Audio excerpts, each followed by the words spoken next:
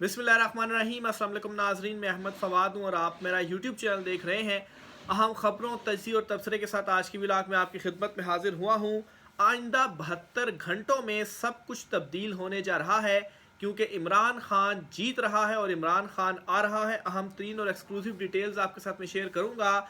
Next week क्यों फ़ैसला कुन साबित होने जा रहा है और ये नेक्स्ट वीक आइंदा की सियासत का फ़ैसला करने जा रहा है। सारे का सारा मंजरनामा और जो भी डाउट्स थे वो क्लियर होने जा रहे हैं। आइंदा हफ्ते में क्या क्या अहम तरीन फ़ैसले होंगे। सुप्रीम कोर्ट ऑफ पाकिस्तान में अब सारे के सारे मामला चले गए हैं।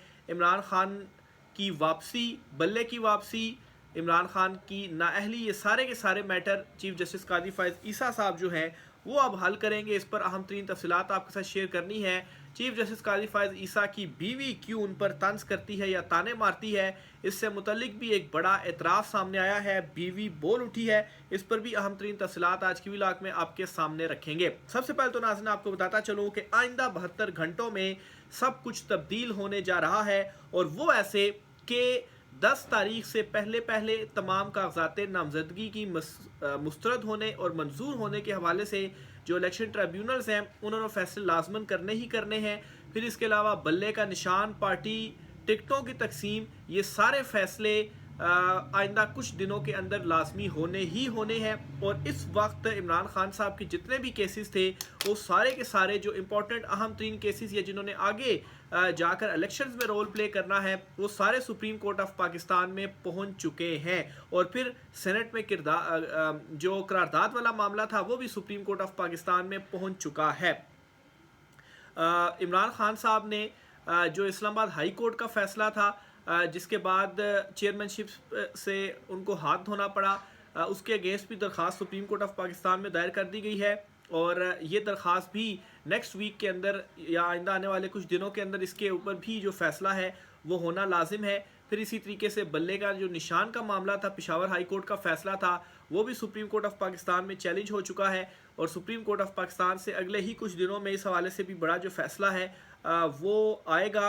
और ये फ़ैसले दो बड़े ये डिसाइड करेंगे कि आइंदा आम इंतखाबात में इमरान खान होंगे, इमरान खान नहीं होंगे, जमात होगी, जमात नहीं होगी, बल्ला होगा या बल्ला नहीं होगा, टिकट किसको मिलेगा, किस निशान के ऊपर लड़ना है। ये सारे फ़ैसले आइंदा 72 घंटों के अंदर आप कह लें वो होने जा रहे हैं। और सारे का सारा जो मंजरनामा है जो इस वक्त क्लियर मंजर नहीं है, ये सब कुछ क्लियर होने जा रहा है। फिर इसी तरीके से सेनेट में जो करारदाद पेश की गई थी इलेक्शन मुलतवी करने के हवाले से, इसमें भी एक दरख्वास्त सुप्रीम कोर्ट ऑफ पाकिस्तान में आ चुकी है। और इस दरख्वास्त में तौहीन अदालत की कार्रवाई करने की जो इस्तदा है वो की गई है चेयरमैन सेनेट सादिक संजरानी और उन सेनेट अरकान के ख़िलाफ़ जिन्होंने इसकी हिमायत की थी और और ये जो करारदाद है वो पेश की और फिर इस करारदाद को मंजूर किया। अच्छा, अब यहाँ पर बहुत सारे लोग ये कह रहे हैं कि जो पार्लियामेंट की कार्रवाई है आईन और कानून के मुताबिक वो कहीं पर भी चैलेंज नहीं की जा सकती, तो इसलिए ये जो दरख्वास्त दायर की गई है तौहीन अदालत की, इसमें कुछ भी नहीं होगा, ये यूं ही रिजेक्ट हो जाएगी। इन लोगों के लिए मैं बताता चलूँ कि कासिम सूरी साहब की जो रूलिंग थी वो भी पार्लियामेंट की ही कार्रवाई थी और जो अदम एतमाद की तहरीक थी वो भी पार्लियामेंट की ही कार्रवाई थी, लेकिन उसमें तो रात गए जो अदालत थी वो भी लगी और फिर उसके बाद जो रूलिंग थी वो भी मुस्तरद हुई, तो ये भी पार्लियामेंट की ही कार्रवाई थी। तो इसलिए ये जो जवाब पेश किया जा रहा है इसमें एक example supreme court of Pakistan की मौजूद है। और फिर चीफ जस्टिस काजी फ़ाइज़ ईसा साहब जिन्होंने 8 फरवरी इंतखाबात को एक तो यकीनी बनाया और एक फ़ैसला दे चुके हैं, और फिर इस पर उमैर नियाज़ी को तौहीन अदालत भी उसमें भी बुला चुके हैं, क्योंकि उन्होंने ही वो आरोज़ मुअत्तल करने के हवाले से दरख्वास्त दायर की थी और इसमें तौहीन अदालत में उनसे जवाब तलब किया गया है। तो वहाँ पर तो फिर उन्होंने दरख्वास्त दी थी, इधर तो डायरेक्ट एक करारदाद पेश की जा रही है। तो चीफ जस्टिस काजी फ़ाइज़ ईसा साहब ने अगर वहाँ पर इतना बड़ा नोटिस ले लिया है तो यकीनी तौर पर ये अब तो दरख्वास्त भी सामने आ चुकी है, तो इस दरख्वास्त को भी वो देखेंगे या उनको देखना चाहिए, या अगर वो नहीं देखेंगे तो जाहिर सी बात है जो सवालात हैं वो उन पर उठेंगे। फिर इसी तरीके से इमरान खान साहब ने जो द इकोनॉमिस्ट के लिए एक आर्टिकल लिखा है, इस आर्टिकल पर भी बहुत सारे लोग शोर शराबा कर रहे हैं। ख़ास तौर पर आसमा शराजी साहिबा का एक वीडियो क्लिप सामने आ रहा है जिसमें ये कह रही हैं कि इमरान खान साहब तो जेल में हैं, वो कैसे एक आर्टिकल लिख सकते हैं किसी ادارے کے لیے یہ بہت بڑا سوالیہ نشان ہے. لیکن ان کے جواب میں آپ سے یہ کہوں گا کہ عمران خان نے تو صرف آرٹیکل لکھا ہے. یہاں پر جو جیل میں موجود لوگ تھے انہوں نے تو پوری کتابیں لکھی ہیں. اس پر کچھ جو ایگزامپلز ہیں وہ بھی میں آپ کے سامنے رکھ دیتا ہوں. نمبر ایک تو یہ ہے جی کہ سندھی شاعر مصنف اور جو ہیں جی نکات تاج، انہوں نے اپنی جیل جو ڈائری ہے وہ لکھی. پھر اسی طریقے سے سابق وزیر اعظم ذوالفقار علی بھٹو جو ہیں انہوں نے بھی موت کی کال کوٹری سے اپنی یادیں، اپنی انگریزی زبان کی کتاب اگر مجھے قتل کیا گیا وہ لکھی. پھر اسی طریقے سے جنرل ضیاء کے مارشل لا حکومت میں شاہی قلعے میں قید ایک سیاسی کارکن آغا نوید نے دوسرا جنم کے نام سے کتاب لکھی. مشہور شاعر فیض احمد فیض نے بھی جو ہے وہ جیل سے ہی ایک کتاب لکھی. پھر اسی طریقے سے شورش کاشمیری جو تھے انہوں نے بھی جو ہے وہ جیل میں ہی وہ قید تھے جب انہوں نے پس دیوار زندان جو کتاب ہے وہ لکھی. اسی طرح سے کیپٹن ظفر اللہ نے بھی جو کتاب ہے ایک وہ لکھی. تو یہ کچھ ایگزامپلز ہیں.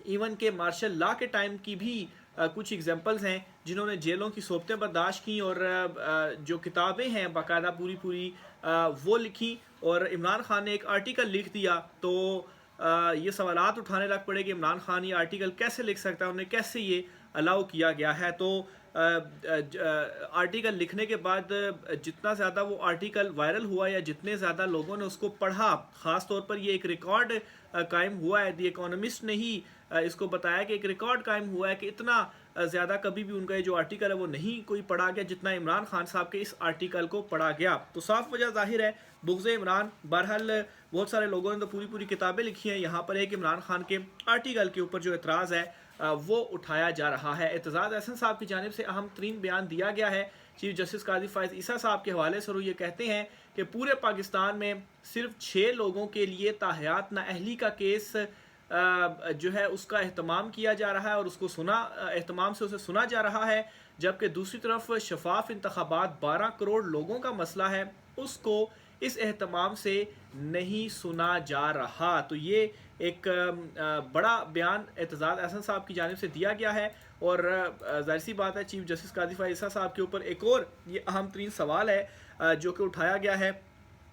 کتنے امپورٹنٹ کیسز ہیں لیکن دوسری طرف اس ایک مدعے کو لے کر اتنے اہتمام سے اس کو سنا جا رہا ہے. حالانکہ جسٹس منصور علی شاہ نے بھی خیر جب یہ کیس چل رہا تھا تو بڑے امپورٹنٹ سوالات اٹھائے اور چیف جسٹس قاضی فائز عیسیٰ صاحب کو ایک قسم کا جواب بھی ان کی طرف سے دیا گیا جس میں قاضی صاحب یہ کہتے ہیں جی کہ تاحیات نااہلی کا اختیار نہیں ہے اور یہ مدت کا تعین ہی نہیں ہوا تھا تو اس لیے تاحیات نااہلی ختم ہونی چاہیے. لیکن دوسری طرف منصور علی شاہ یہ کہتے ہیں کہ چلیں اگر تاحیات نااہلی قرار دینے کا رائٹ نہیں تھا تو پھر یہ رائٹ بھی نہیں ہے کہ جو نااہلی ہے وہ 5 سال کے لیے ہو.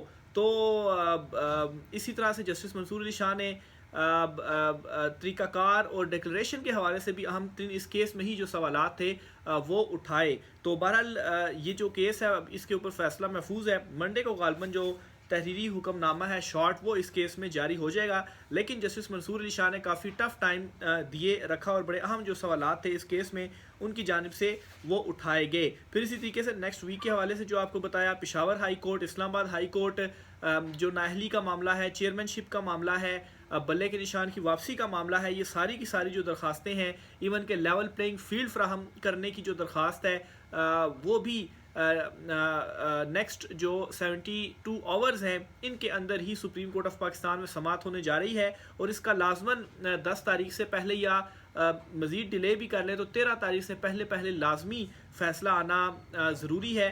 ایک تو یہ کہ 10 تاریخ سے پہلے تو جو کاغذات نامزدگی مسترد اور منظور ہونے کا الیکشن ٹریبیونلز کے فیصلے ہیں وہ 10 تاریخ سے پہلے آ جانے چاہیے.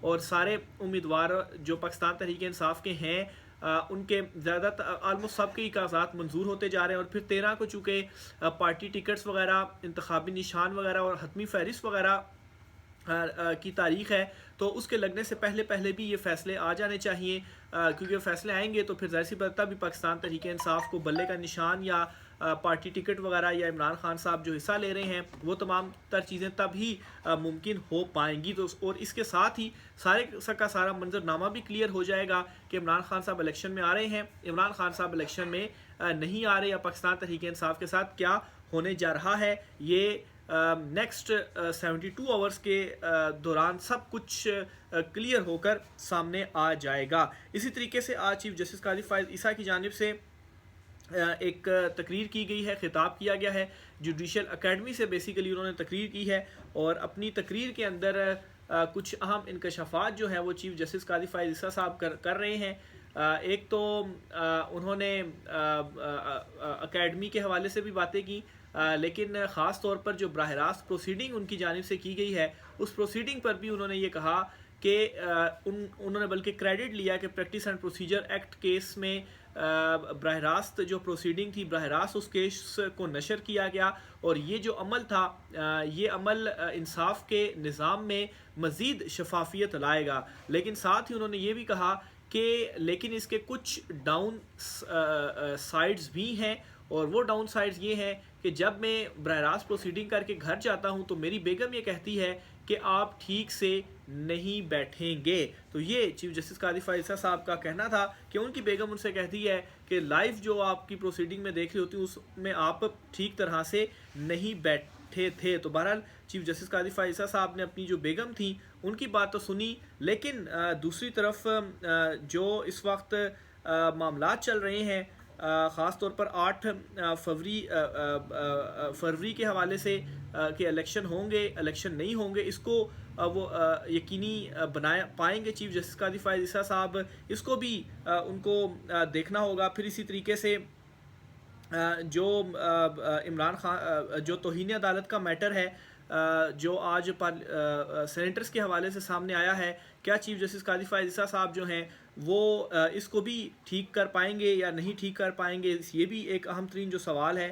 پھر اسی طریقے سے جو مزید معاملات اس وقت سپریم کورٹ آف پاکستان میں، ایون کہ پاکستان تحریک انصاف کو لیول پلینگ فیلڈ فراہم کرنے کے حوالے سے، تو یہ بھی بڑا امپورٹنٹ ہے، اس کو بھی چیف جسٹس قاضی فائز عیسیٰ صاحب جو ہیں وہ ٹھیک طریقے سے اس کے اوپر معاملات جو ہے وہ دیکھ پائیں گے۔ تو بہرحال یہ بہت ساری چیزیں ہیں، بہت سارے سوالات ہیں، اور نیکسٹ 72 آورز کے اندر ان تمام تر چیزوں کے، ان تمام تر سوالوں کے جو جواب ہیں وہ مل جائیں گے۔ آخر میں ناظرین ایک اور 2 خبریں ہیں وہ بھی آپ کے ساتھ شیئر کرتا چلوں، اور ان خبروں کے مطابق الیکشن کمیشن نے سینٹ سے منظور قرارداد پر اہم ترین جو اجلاس ہے وہ طلب کر لیا ہے۔